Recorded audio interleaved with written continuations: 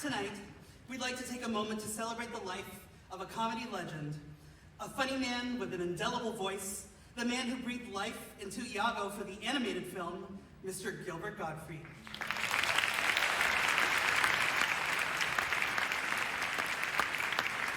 I, along with 5 other actors worldwide, have the distinct privilege to bring Iago to life on stage. But I think one of the main reasons this character is who he is because of what Gilbert brought to the animated film. His comedy and that voice. That voice that the New York Times once said sounded like a busted Cuisinart. The first time I met Gilbert was on this very stage. The curtain had just come down, and out comes Gilbert from the wings, and he put his arm around me, and we snapped a few photos. But then, I pulled out this. The Aladdin VHS, and his eyes lit up like it was the magic lamp itself. He signed it for me, and it's still one of my most treasured possessions. Gilbert was really kind and sweet, and surprisingly soft-spoken.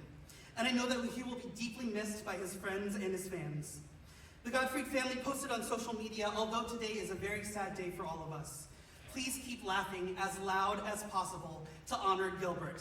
So on behalf of the entire company here at Aladdin, Mr. Gottfried, thank you for the laughs.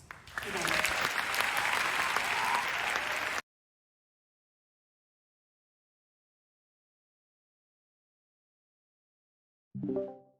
Why, hello everyone, and welcome to this week's Theta Thursday. We have a wonderful show lined up for you guys. We have our regulars, we have me, we have Greg, Don, and we have Ragnar, Dirk, and Keish, all coming on today to talk about a lot of things. Where do we want to start, guys?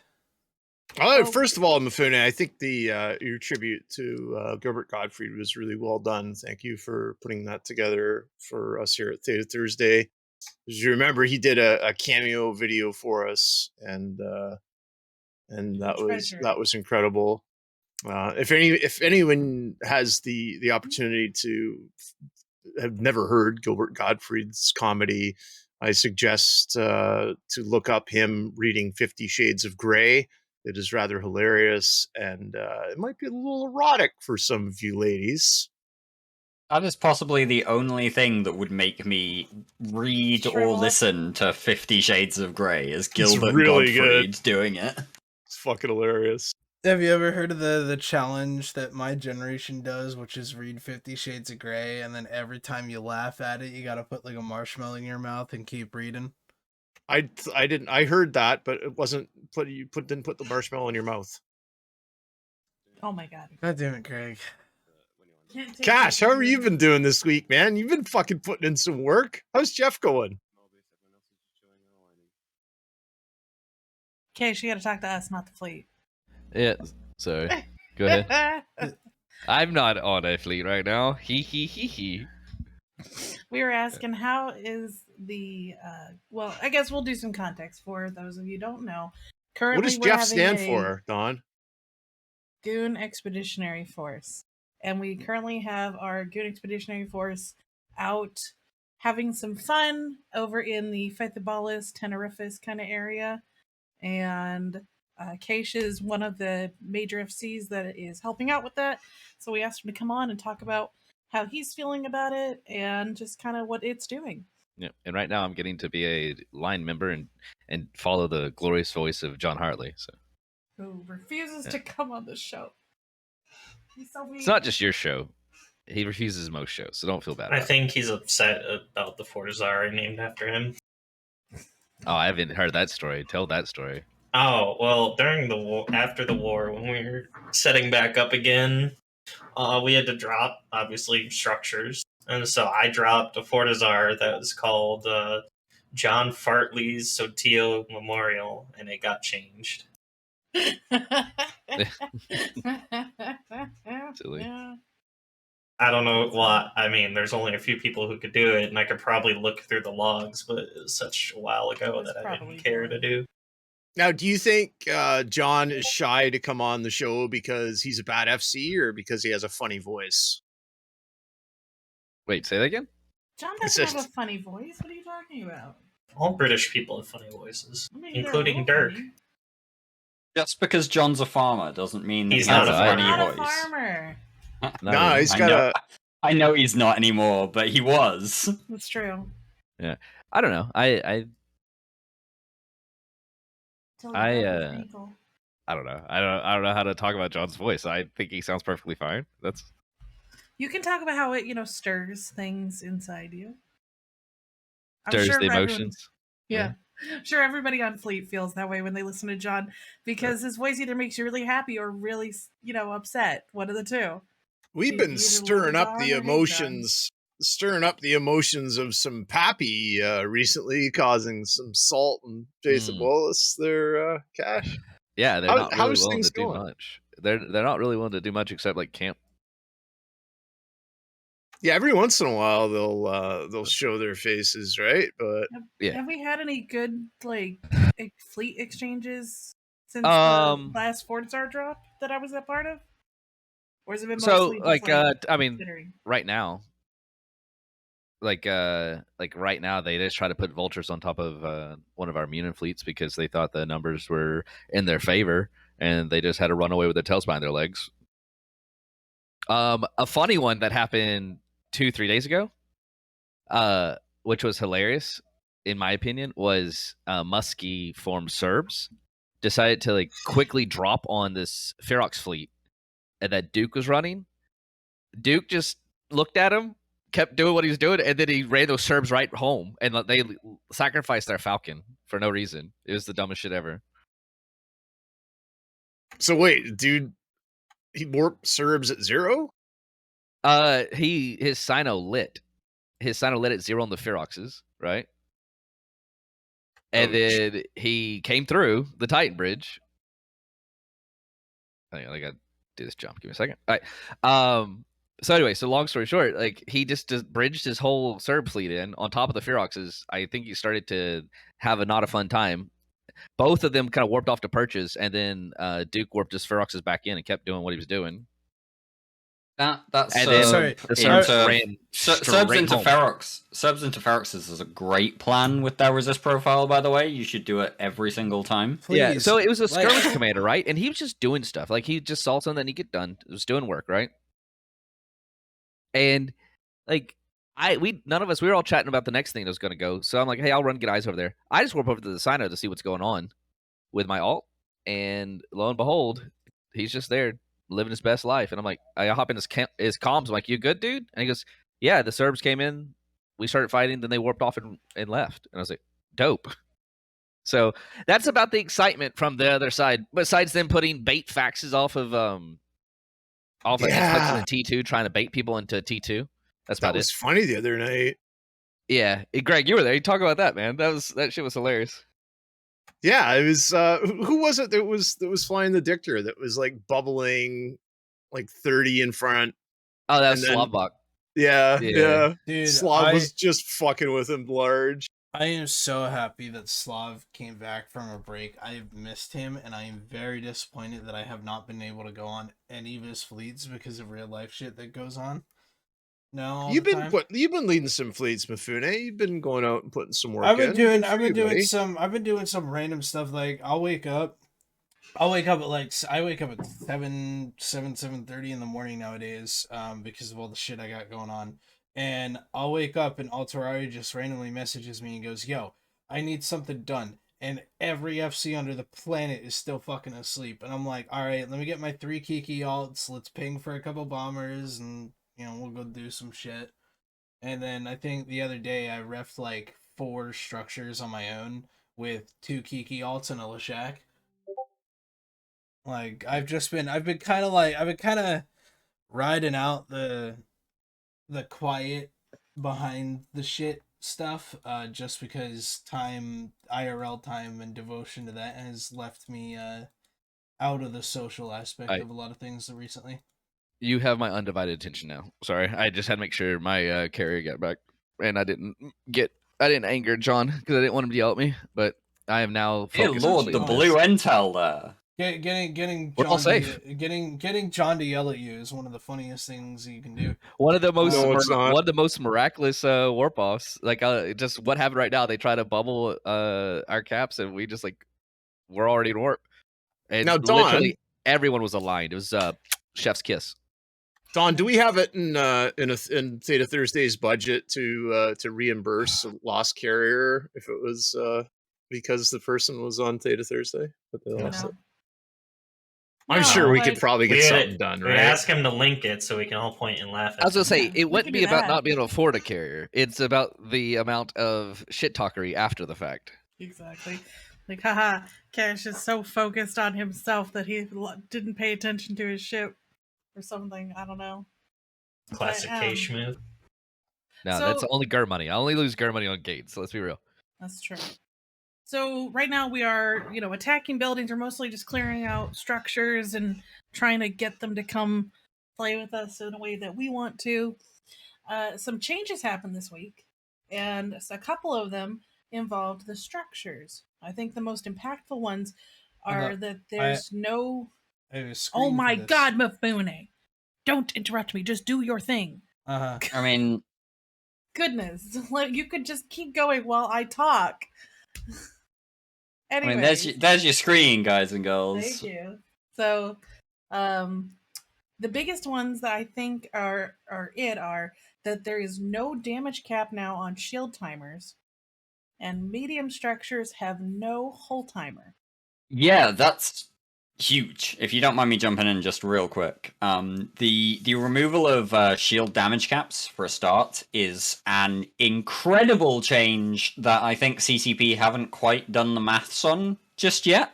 But we can What talk on? about some of those maths in just a second. I don't know what that is. But I don't know also, what maps it's either. medium structures having their whole reinforcement timer removed is arguably potentially more impactful, because this means that Astrohuses, Athenors, what's I the forgot Athenors are involved too. the Raitaru Asbel? as Raitaru. well. Oh. The Raitaru. So these guys, even though they've had the shield structure hit points increased, they have one reinforcement timer now. You hit the shield, and you can hit the shield as fast as you want because we have the shield damage cap removal, and then they get to defend it once. They're literally Maybe. bosses now. Like, yeah, they're not even pauses in the sense that you have the granularity of reinforcement structure. Like, even with pauses, we had a no damage cap shield, but if you had Stront in it, it had a certain timer, and you could go there directly and affect the timer by, like, messing with the Stront. Pause.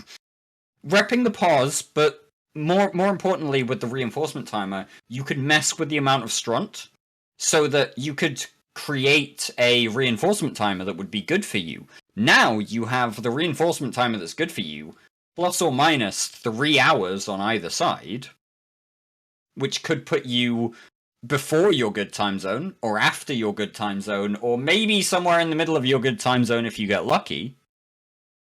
Now, Yeah, what but does this essentially do? the same kill cycle as a pause is what I was getting at. Yeah. Like yes, you can dictate your reinforcement timer to less granular thing, but it's same kill cycle. But so arguably it's the same kill cycle with a less functional mechanic. Does this for benefit us defenders, being a at least. larger entity rather than it would benefit someone being a smaller entity? It benefits Of course it attackers, does. is what it does. It Um, benefits Good for Goon or no good for Goon? Oh, it's a great good change, for Goon. especially for very good for Goon. I think the answer to your question of good for Goon or not good for Goon, Eric, is whether or not you like Eric's the not idea. here. No, sorry, I'm sorry. Is this Sorry. push to talk, Uh, sir? it's I know my you're Friday very used to evening. yelling Fuck at off. Eric. I'm not used to yelling at Eric. Eric and I normally agree. But in terms of the question that you asked there, Greg, sorry. Okay, it's, Havish, please answer. Oh, oh, I'm soft. oh, that hurts. Sounds rough, but I deserved it. The question of whether or not it's good or not is whether or not you like the idea of reinforcing an Astrohus in 2 minutes with a fleet of 50 Bonomers. Yes, Do you thank like that? Is that all it's gonna take? Yeah. No, it's a little bit longer than that. no, it's not. Somebody did the math. Hang Hang on, let's see if we can find it. Goonswarm fitting director did the math. It'll be 2 minutes with a fleet of 50 bombers. Oh, Well, 50 regardless, bombers. it- Okay. Regardless, it 50 it's bombers, not 2 a minutes. You just do it's two not a dreads. cap damage timer. It's now just a math problem, right? You know, this much How many HP, this people? much DPS, done. Like, Yeah, I mean, versus, hey, if I get deflections, it's going to take this base level of X minutes regardless. Like, I think it's wonderful. yeah. Previously, when we were hitting timers, especially shield timers, which didn't have reinforcement mods, it was what, 24 minutes, Keish? So it's a 24-minute reinforcement But- cycle. Here's my question, right?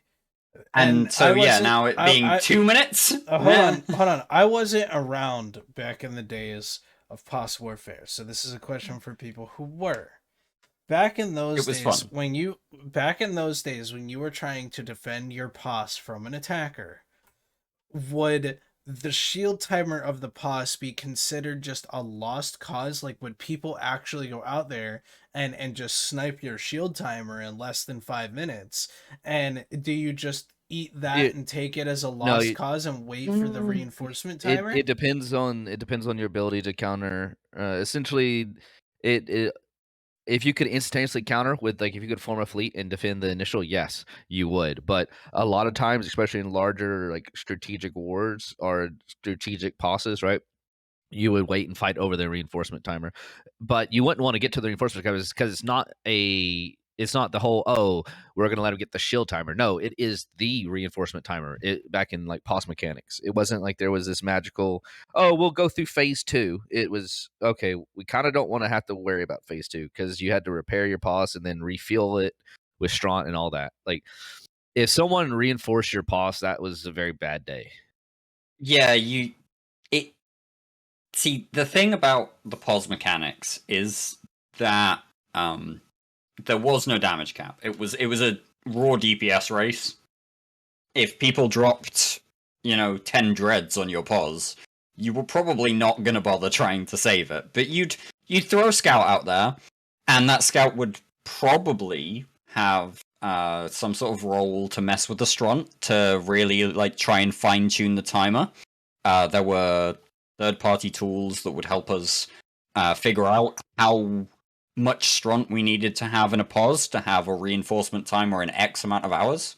So, like, do we want to go to 32, I think, was the max, but realistically, most people wanted to hover about 16 to 18, depending on when the POS was hit.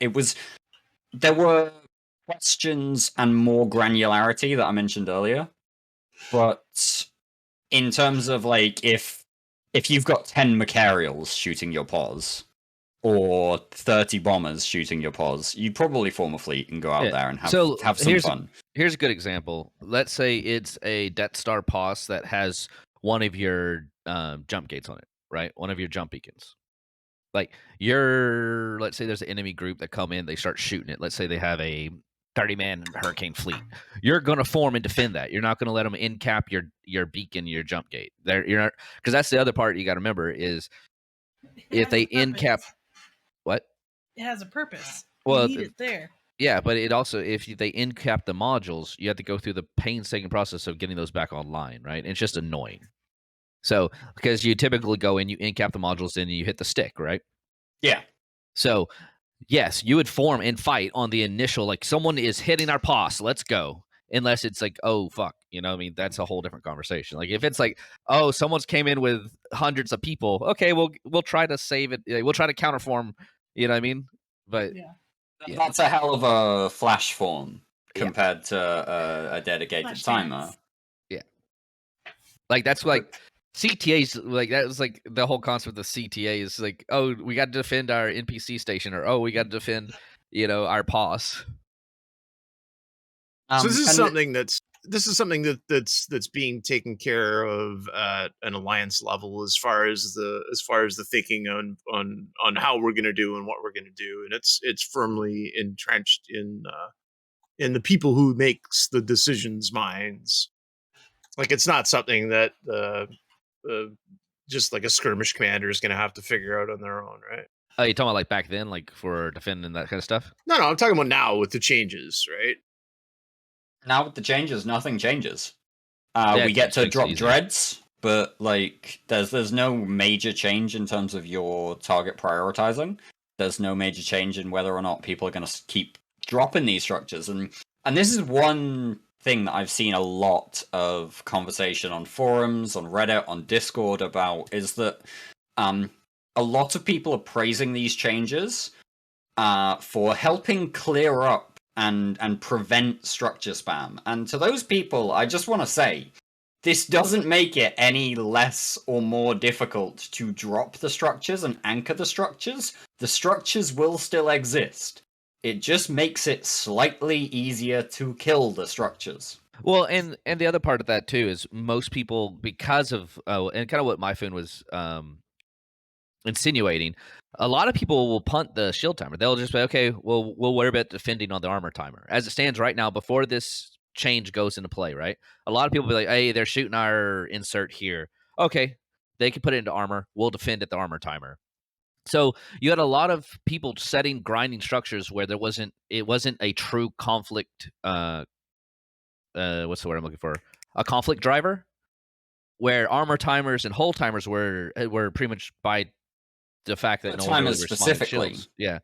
Armor timers specifically were the like real conflict driver. That's why you see a lot of your large and extra large structures, their main tank is in the armor. They put plates on it, right? Yeah. With this change, it makes it where you don't have a whole layer of minutia that wasn't really effectively being a conflict driver anyway. Because at the end of the day, it's all about generating conflict so you can have fun and shoot people.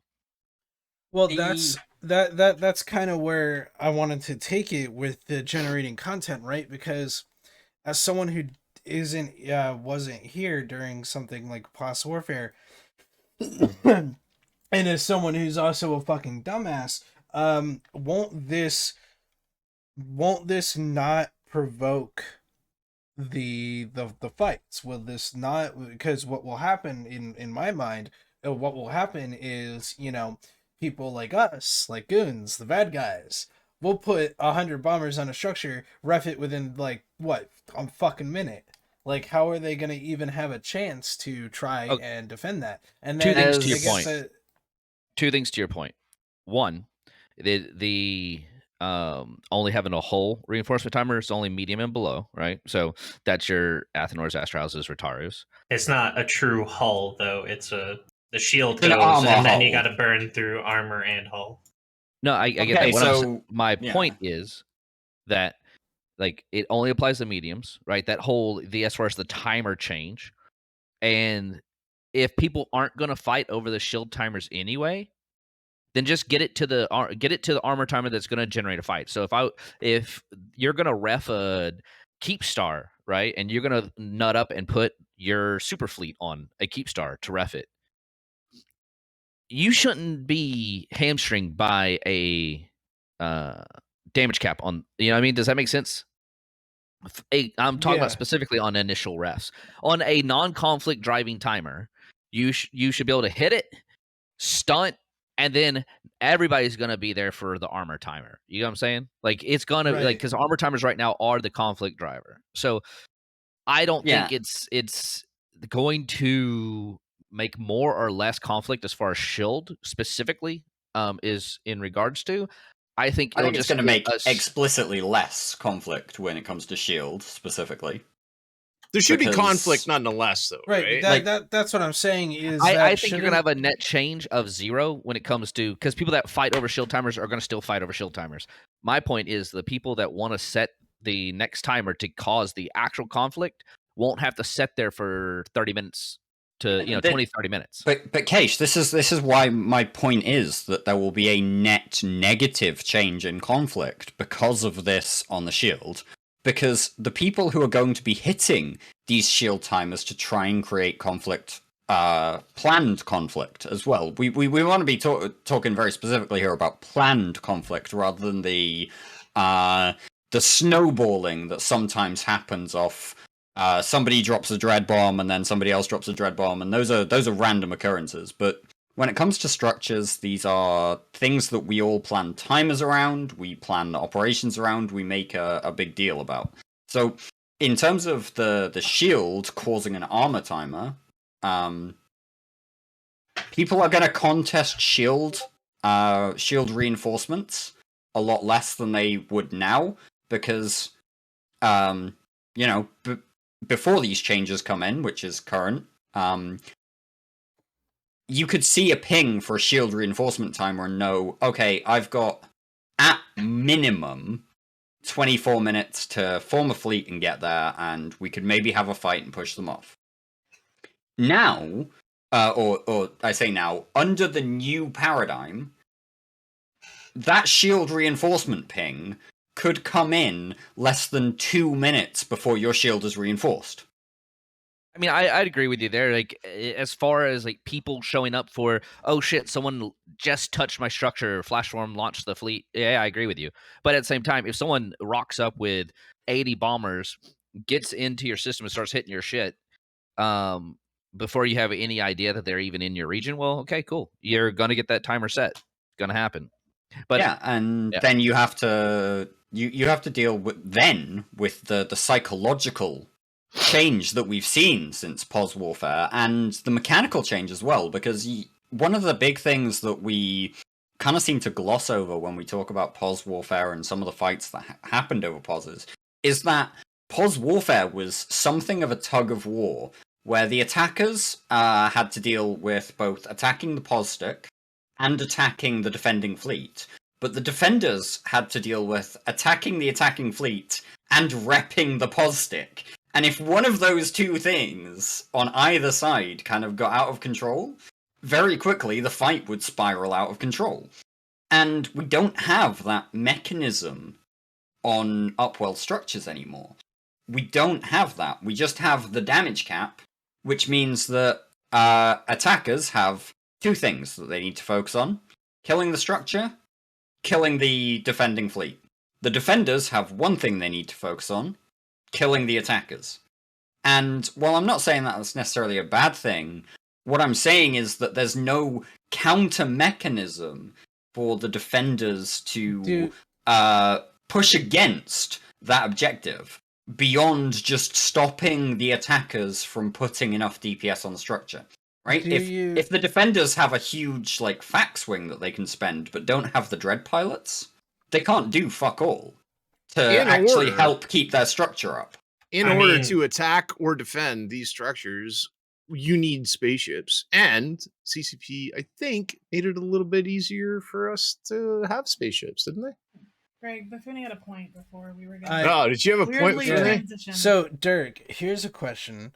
Like you said, the attackers have two objectives: the structure and the defender, and killing the defenders. Defenders only have to kill the attackers. What if CCP borrowed another POS mechanic and defenders would have to rep the Citadel? Get out of here. Leave. I think that would be there's the door. Get out. The only way to unpause the timer, the only way to unpause the timer is to have an active rep on the Citadel. No, I think honestly, as far as that's not a function that I could ever suggest would ever be positive. Right, so the defenders suddenly put down enough DPS to get the timer, stop the timer, and the only way to unpause the timer is to rep it. That's not positive, because the defenders, to relate to previous POS mechanics, if the defenders wiped out the attackers before the POS died, that was perfectly fine. But the point is that the defenders could also delay the attackers by repping the POS stick, and therefore allow themselves more breathing room to potentially supply reinforcements or create a bigger fight, maybe talk to allies about getting some help. That there were delay mechanics that allowed for these things to kind of breathe and fluctuate in a bit more of an organic way. The point I was making about the structures is that the defenders can either stop the people attacking, at which point the structure will repair, or they can't stop the people attacking, at which point the structure will die, and there's no ancillary mechanisms. There's no extra mechanisms for the defenders to delay and talk to their friends, or maybe, you know, find support from other avenues. These things have become a lot more formulaic. I think this is really my point. These things have become a lot more formulaic since Upworld structures were introduced, and that's me. Yeah, I get your point, but I think I disagree with you as far as delay mechanics, because the fact that citadels are so pretty stringent on knowing exactly when, the fact that once you get through that shield timer, you still have the damage caps, right? Like, you have time to focus as the defender on all you have to do is push that enemy fleet off, and your countdown begins.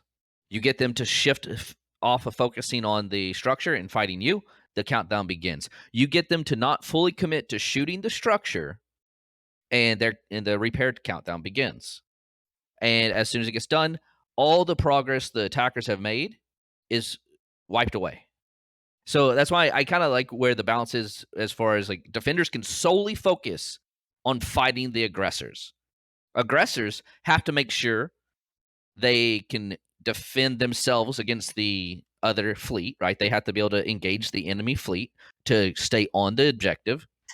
The attacker's more locked onto the grid than the defender. The defender can go waterboard the route that they bring in reinforcements down. They can have all kinds of things to make that attacking force have a nightmare, right?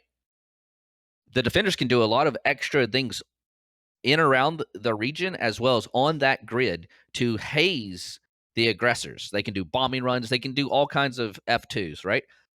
My point in all this is those attackers, once they're committed to that timer, that is where they have to be. If they go perch, that timer starts ticking. If they get in a fight with a fleet, that timer starts ticking.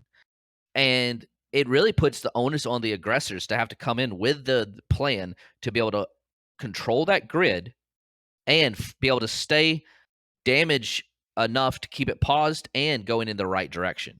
So I that's the one point that I'm like, I disagree with you on the whole defenders don't have other avenues. There's a lot of other things you can do to harass an attacking fleet to make it a living hell to reinforce to kill a structure.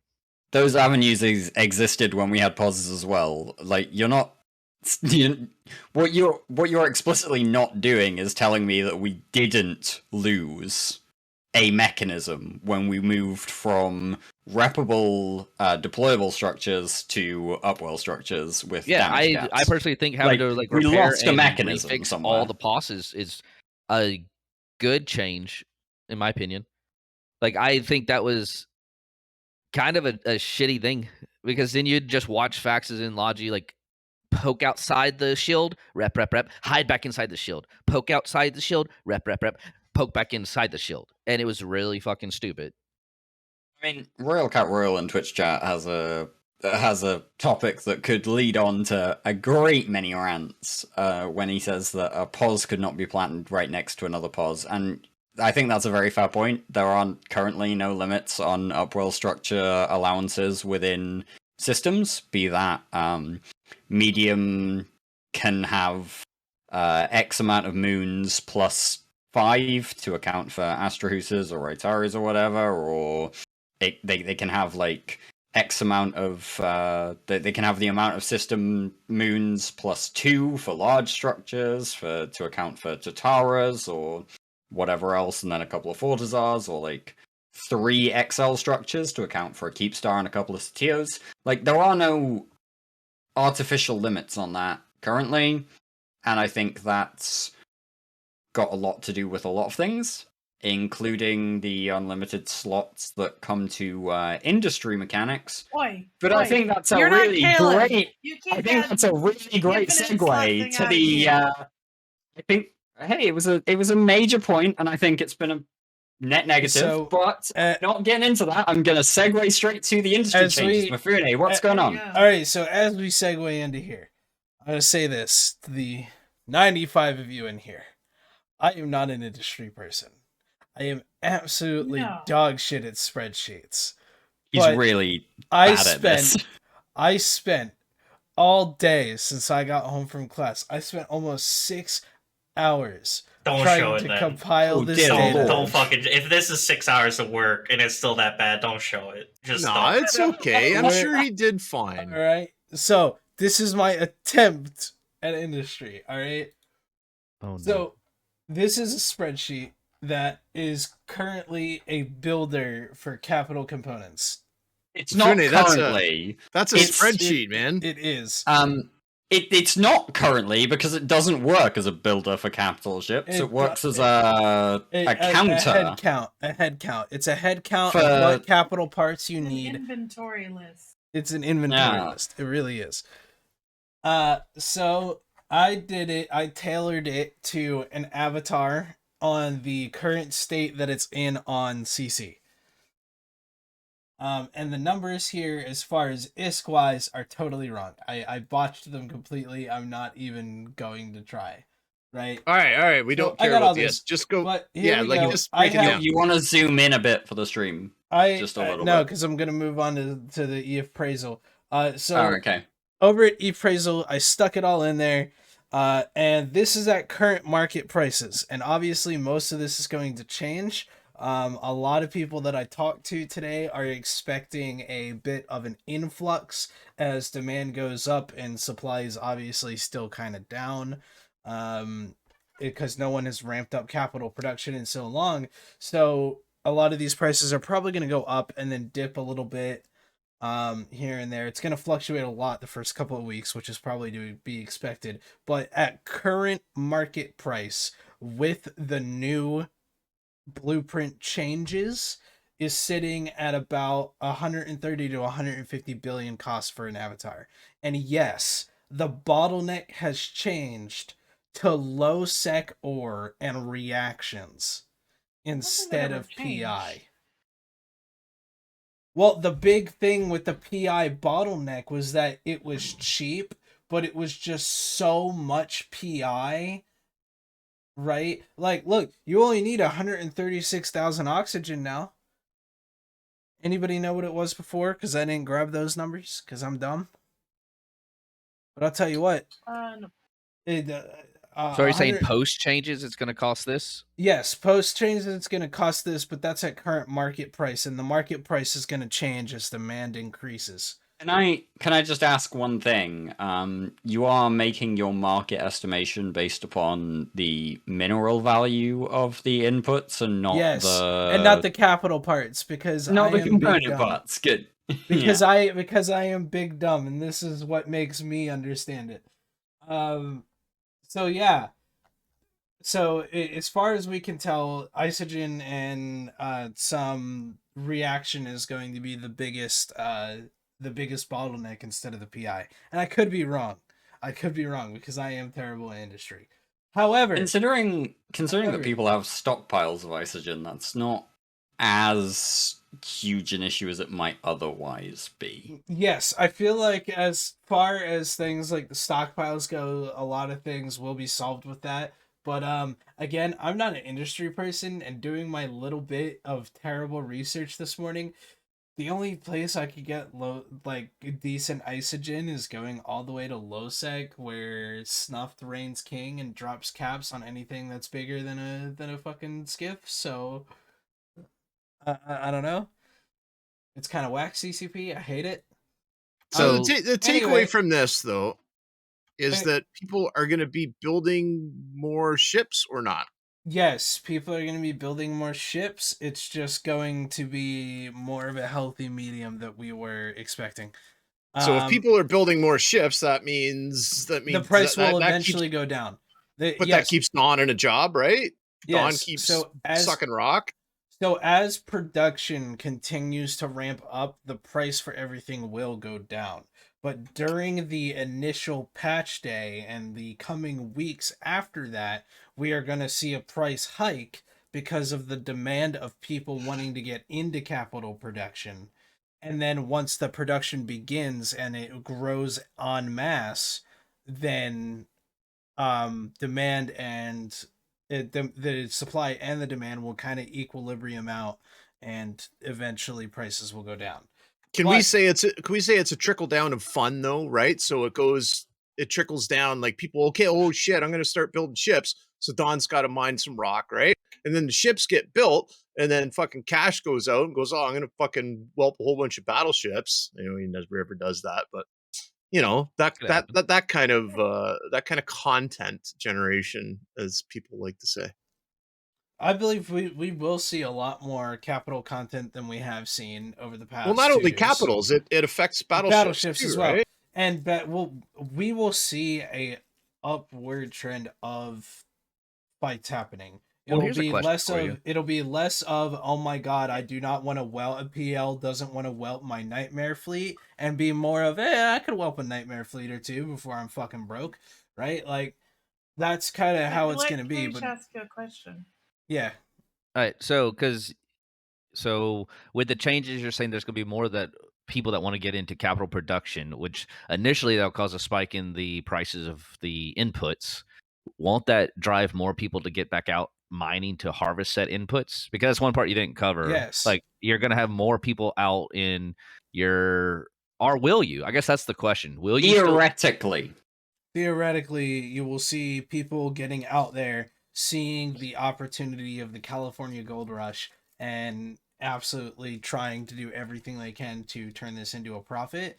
And then once that happens, that's when prices will start to decline as more and more capitals are being built, and the normal cycle of industry will live So on. it's almost like a more palatable construction leads to people being more interested in mining and generating things, which cause more people willing to buy things, which cause them to go out to rat, which gives people that kill other players more reason to go hunt because there's more people out in space. The thing is, you will not see people doing things like in the old days, like boson ratting or super ratting or too many crab beacons. Crab beacons might become a little more popular, but people are still going to be risk adverse due to the fact that everything can just die in a fucking instant with 50 kikis and 10 bombers. Like, until they beef up the EHP again and say, okay, super capitals, you can actually have your fucking 80 mil EHP back, then you're not going to see things like Omega Gold or Bomber's Bar or anything like that. None of that's going to return until we get it out there. What you're going to see is you're going to see people like Dave Archer, who crashes 600 bill worth of dreads into a tree, and you're going to see that happen more often because it's not going to be that big of a loss anymore. A little bit more often. But this is actually a great transition to not necessarily a question, but I'm going to turn it into a question that we saw from Goonie DuPont in Twitch chat earlier on, which is, first up, like, this change is net positive to the people who are currently playing EVE. It definitely allows for more construction. It allows for cheaper destruction, which means that the era of Plexperity is a little bit less harsh. But what does anything about any of these changes that have happened, and this I think will lead on to our final topic of the night, but like, what in any of this that has currently been put in will actually make people who have left this game, people who we all know in this channel, you know, we've seen many people stop playing either temporarily or permanently because they just weren't, you know, willing to go with the state of the game. What about any of these changes will make those people that we have lost from our player base want to come back? Absolutely none. I think I have said it. Well. I have said it on Trash Talk Tuesday. I have said it here.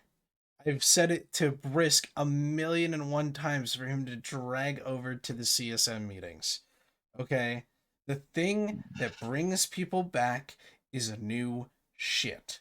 The second that they stop seeing the current age of Titans and Roracles and Supers, as long as that, whenever that stops being the end game, and there comes new stuff above Titans and Super Capitals, and stuff above building a fucking massive empire of Oracle alts and stuff above owning half of the fucking space in the nullsec universe, right? Like, they need to stop changing what we already have and give us new things.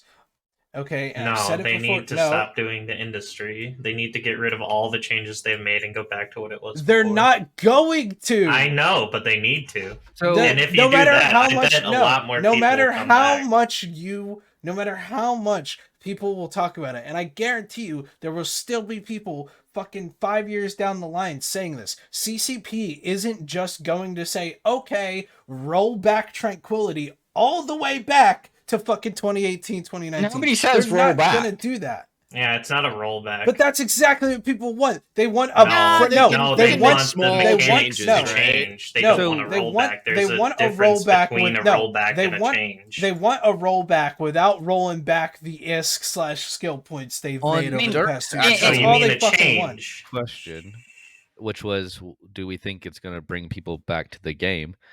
Yeah, if they changed it, I it would say, well, no, hang on. I would say these current changes and where it seems like they're leaning towards, if it goes through the theoretical process we just talked about, and there'll be more targets out in space to kill. I know personally that there's about 40 people that I can look at one of my Discords that the reason they are actively not playing and just doing other stuff is because their whole desire to go hunt and find people to kill, it just doesn't exist right now. On the scale that like we're talking about, right? And so- these industry changes and these structure changes are gonna get those people back engaged. Well, like I just asked the question earlier, was if the construction changes lead to more people building the ships, which requires them to purchase the minerals, which makes the people go out and mine the minerals, that means those people are going out in space. Well, If the ships are affordable, the people are going to go out and rat to buy the new ships. So that means they're out Well, ratting. no, here's the But problem. there's a Okay, logic loop. That there is a logic loop there, and I do want to like really address it real quick, which is that you are assuming that the people who are currently playing the game will transition their money making over to whatever the new thing is, which could be the mining or the ratting or whatever. That's why I asked the question to begin with. like, Do you think the- it will occur? The point is that if we work on a static current population, which we pretty much have, if not a declining population, are these changes going to change anything enough to bring people back? Because I don't think they are. No. And my Because- my one optimistic thing is if there's people back out there to hunt, I know at least a group of people that will come back and but Case, feast. here's the thing, and I know the people you're talking about, and You hunting. don't, but I continue. know some of them probably. I can guess, but the thing is that when it comes to doing things like hunting oracles or hunting, super expensive raiding ships or hunting people just in general for the sake of hunting, it's not going to happen because of the gameplay changes that were made, right? Yes, will these industry changes make people want to mine again so they can make a profit? Absolutely. But then you look at the nitty gritty, and mining is a pain in the fucking dick because my colossal What? belt has It's nothing actually but not. Arcanor. What about these my what about colossal these belt? changes No, affects mining at Don, all? how many people Tell you me. get My- on Locust Fleet? Don, how many people do you know in Goonswarm that go to Lowsec and mine the Lowsec ores that are expensive as fuck? Nobody. Because That's Nobody. why my initial Wait. question was: do you think it will Nobody. trickle over to the miners or not? Do you think it will just? No. No, Okay, because that was people the don't want to initial go to question. Lowsec. And y'all were like, "Yeah, sure." So that's why I was like, "Okay, well then, yeah, I that will said give us more no. targets." I well, said Ragnar, no the you're the entire one time. voice of reason. And I'm saying no because, as Keish said, he knows like 40 people in Discord that have come back if activity went back up. Well, I know a bunch of industrialists who left specifically because of the initial industry change, and they're not taking it away, so they're not coming back. So those are tons of industry people who will not come back to produce, even with the reduced amount you need to make ships. It's Okay, not so about the ultimately amounts. won't result it's in a about what change. it is. Ryan has a really, really succinct point in Twitch chat, which is that if a player cannot get a net positive after their losses, then they will not come back to the game. If they think they can get ahead, they might come back. And I'm gonna like change his "they will come back" to "they might come back," because some people who have left the game will just have realized that it was a sunk cost fallacy all along, and that they are better off not playing this stupid game. Yeah. Yeah. No, Play dinosaurs with Dawn. yeah, play dinosaurs with me. Our Lost Ark. With me. I bought a second account too. Of course. So the thing is a lot of people are like, oh, this will help mining. I want you to understand that everything they changed has nothing to do with mining, because they put so many components in these builds that got affected that are PI, random gas, random loot shit from like salvaging and relic hunting. The amount of ore in most of these is so minuscule that one region could probably support most of the building in the game regularly. And I actually, That I'll bring why up, would I go mine? There is nothing to mine. Yeah. I'll Arcor bring and up the Vistar are in Titan the trash. spreadsheet. I'll bring up And the ultimately, Titan that's kind of what spreadsheet it again. boils back to in my mind, Right. is if there's no reason to get people back in space. So, like, because builders are going to build. Like, if they're still in the game building, they're still going to build. But if they're not in the game, they're not coming back for this. We all agree on that, right? Yes. Okay. My whole thing is from the PvP point of view. If people aren't going out into space, which you look at the people that are actually out in space that we kill, the people that get the raw goods to give to the builders, so the miners, right? And then the people that are ratting to get ISK to buy the things the builders are making. So if my two targets are the people on both ends of the current change, if the current change doesn't affect either the front end or the back end, then it doesn't matter. Yeah, because like that's the thing, is they made all these things that require so many different career paths, I guess. And the thing is, a person who's a miner does not translate over to a salvager or a relic hunter or a gas mine. Gas mining and regular mining are completely different on what you do and how you do it, how you build your mentality on it. I tried to do gas mining like 3 different times, and I hate it. I don't want to do it. I don't like anything that's timed, that is going to just blow me up randomly, or that's too stressful for me. I don't like that content. I won't do. Other people may, but most miners aren't going to. I'd like to go ahead and take a minute to congratulate CCP Rotati on his just sheer misunderstanding of the difference between an economy and an ecosystem. Because it becomes even more clear, even as it's been explained to me. Even as it's been explained to him, and you really hit the nail on the head there with the gas mining point there, Dawn. CCP Rotati has had gas mining deficiencies explained to him no less than 3 times by 3 different people that I'm aware of, and he's still managed to fuck it up in terms of the changes that have made it into the game. No, I think the gas mining mechanics, the way they are, isn't terrible. It's just It's so inaccessible. It is again. This is the difference between an economy and an ecosystem. Like, an ecosystem requires that predators have prey, and that prey have predators. Food. No, and the prey has food to eat. If the miners have no food, they won't go out to go get it, and so then the sheep won't be there for the wolves to hunt and pick off people. So to not use specific analogies, but okay, prey needs food, predators need prey, and predators need super predators. Yeah, exactly. So like he hasn't really understood the idea of an ecosystem. He had an economic idea that he wanted to. An economic paradigm that he wanted to move forward to, and he's broken it by not considering the ecosystem that he was supposed to be in charge of. Thank you, CCP Rotati. Bravo. Slow clap. Really good fucking job. He's trying to kill Eve like every other CCP game he's been put on. Do we give a shout out to Hilmar this week for Fuck his Hilmar? He can suck my fat hairy nuts because he left himself an out in that, and we all know in a few years he's going to bring NFTs back. Whoa. No, we do not give Hilmar a shout out this week for what he put out, although somebody needs to find the link to the thing that Hilmar put out while I talk about it's who we terrible. need to give a shout out to.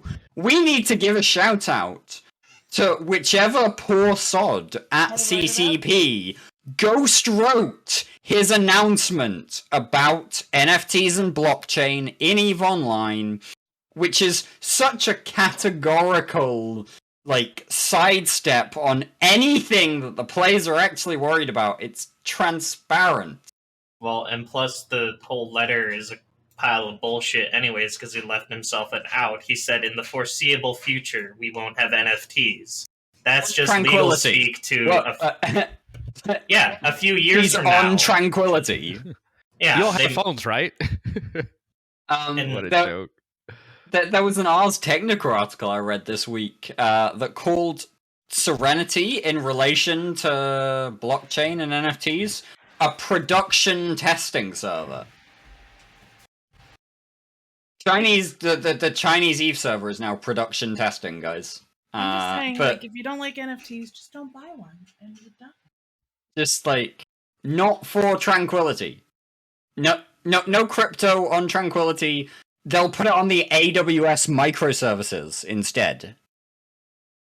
I don't know what that is. You know how Eve's been having chat problems for the last few years? Yeah. Eve's chat services are hosted on Amazon Web Services nowadays instead of the Tranquility server monolith. So not on Tranquility, just on the Amazon Web Services microservice thing that links to Tranquility but isn't technically Tranquility. We had a lot to cover this week, didn't we? Or, you know, maybe I they'll mean- do Bitcoin transactions to buy Plex, which isn't technically on Tranquility. You just get the Plex on Tranquility. I had a controversial structure opinion, but we didn't have time. No, that's Ragnar, Ragnar. please. They needed to they didn't need to buff the anti-cap. They needed to buff the sub-cap damage output. Hell 'Cause- fucking yeah. Because like anyone who's ever gunned a structure knows that all it takes is like more. If they have 2 Logi and you don't have a Newt or a Jam, you're not killing shit. Like a 5-man fleet with 2 Logi can sit on an Astra house and ref it. Like 3 Kikimoras, Hashtag 2 true. Kirans, you can't do jack shit about it, even with bombs. And if You know what? put I out fighters, completely they agree with just you. get shredded. I wholeheartedly agree with you. I've like just in the reffing of these structures we've done when they've came to fight and they've had a gunner trying to go ham. We've just sat there. I didn't even bother like moving or mitigating what they were doing. We just laughed because it was a joke. We sat inside the PDS of a Fortizar just laughing at them. I remember Yeah. when we did that during the war. Oh my god, that during I'm talking about just YTech last week. Well, I know, but I remember in YTech 2, we did an Asher Serb fleet. We were killing the fucking Horde fort after their first failed attempt to shoot that Cube Star. And as we were shooting it for the memes, Asher was like, well, they have caps on grid. All their fighters are way over back towards the gate. You boys want to try to kill Pex? And we're like, fuck, why not, right? So we dip into the fucking PDS, tank the shit out of it, overheat, and kill a fucking Dread before they can all recall their drones. And that shit was fucking hilarious. Yeah, Yeah. I agree. Like, Athenors especially are so pathetic. They can't even kill a single ship by themselves. I mean, Unless they the could ship kill actually does- bombers. They could kill bombers if the Sure. bomber's not smart. If they allow themselves to get targeted, which takes 2 bomb cycles. Or, sorry, 2 torpedo cycles. So it's like 20 plus something seconds just to lock one. And you can just sit there and blink if you just pay attention. But Ragnar, I like the fact you brought that up because I personally think with the arguable weakening of the structures, they probably, as far as it goes to ref timers and no damage kept for shield and all that, I, as a person that would potentially be shooting these structures, would be perfectly fine with them reworking to make the citadels more lethal. So you have to actually, like, you can't just half-ass it, you know? Yeah, And well, I know the would leave solo it. Lashak pilots fucking probably hate what I'm saying right now, but Yeah. Yeah. No, the but I whole think the whole if point they was- leave it for they up the damage for just subcaps. That's fine because the anti-cap, you couldn't have a cap on grid with the fort without fact support. Yeah. Like yeah, it'll it just would die. destroy you. Yeah. Yeah, so that did need to get nerfed, but they need to buff the fuck out of anti-subcap missiles, especially now that they don't have bombs. Yeah. Like, I mean, Bomb. hey, if you can set in solo ref, and I love my List Shack bros. I love my Triangle bros. I love all the people that do the I'm gonna go out with 2 friends and a beer. But ultimately, that kind of One shows beer. a real weak point in the whole mechanics, right? Like if you can do that on someone's Citadel, then probably need to take a look at that, right? Hashtag agreed. You guys are getting like extra Theta Thursday tonight. Yeah, you guys got a little extra time today. Yeah. For the continuation of this conversation, please check us out this weekend on Push to Talk. We will be having a show unless Eric dies. There's going to be a show. Somebody will figure out a show. Because a lot of the boys over there are all hot and bothered, yet they're still going to take the first 20 minutes of the show to talk about anything else. I don't know. Hey, yeah, that's the is only rule gonna get 20 minutes I suspended this watch week? of it. That's the interesting part. Eve's We- boring. We like to make sure that we are all friends and continue to stay friends by keeping caught up in the first 20 minutes of the show. It's a nice rule, and it's a rule that we only uphold when Dawn is with us. So Bastards. So join Dirk and I for sure on Saturday. Obviously, anybody else is welcome to join. If you're in good, well, you don't even have to be in Goonsword. You just have to know one of us. And I think we're gonna do our final thoughts.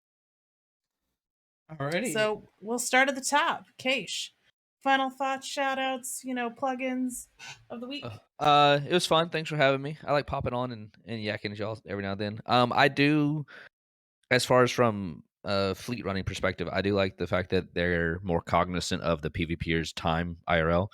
And I think the shield changes are going to be a good one. I don't personally think that there's going to be really any increase in hunter prey mechanic in this game based off these industrial changes, especially after having y'all's opinions weighed in. Because like y'all's big brains kind of help solidify my this is a ultimate no change, and my old friends aren't probably going to come back, and there's not going to be more whales to go kill. So that's and I'll leave it at this: that the teabag yoga statement of the day: trust is the union of intelligence and integrity. Oh Okay. dear lord. Wait a All right. second. Who are you teabagging when you're doing yoga, Kosh? Oh no! Who trusts Keish to teabag them while they're doing yoga? Downward dog, Have you go. seen Keish? He's pretty hot. Oh no! Oh no! yeah, but he's old. He's not old. Yes, he is. He's like fucking 38. 35, but yeah, Close enough. Yeah, Yeah. that's Not not old, old. You're Ragnar, closer to you 38 than dope. I'm to 35. Keish is just my perfect age. Anyways, Dirk, final thoughts of the week. Final thoughts. I've got 2 thoughts. First up is inspired by Goonie. I want to start plugging this because apparently it's the place to be this year instead of FanFest. We are doing Goon Berlin. If you're on Imperium services, there is a post in the meetup subforum, but it's happening in July. We are trying to figure out hotels and stuff at the minute. So if you're on the Imperium Party server, you know where to be. Goon Berlin is going to be the shit. The second thing that I want to talk about as my actual final thought is an article that I dropped in Twitch chat a little bit earlier, but I'm going to drop again. This is an article by Horrendous which specifically addresses the CCP Helmar ghost-written, maybe, possibly article that we discussed about 10 or 15 minutes ago. I want to read a particular section from it down near the Final thought does conclusion. not get to be that long. No, no, let him go. It's about FanFest. This is a quote. The whole monetization thing from Helmar was about FanFest. Less than a month from the event, there are still early bird tickets available, and the full price tickets haven't started selling yet. Now, maybe CCP intends the full price tickets to be the ones you buy in the last week, days, or hours to FanFest. But personally, and obviously Horrendous has no way to audit this, but between the early bird tickets still being up and the sheer number of people who we know, I'm gonna change that to we know, have gone in the past but won't be attending this year, Horrendous doesn't think they've sold a lot of FanFest tickets. and he thinks they're worried, and if their sales are as bad as he suspects, maybe CCP should be.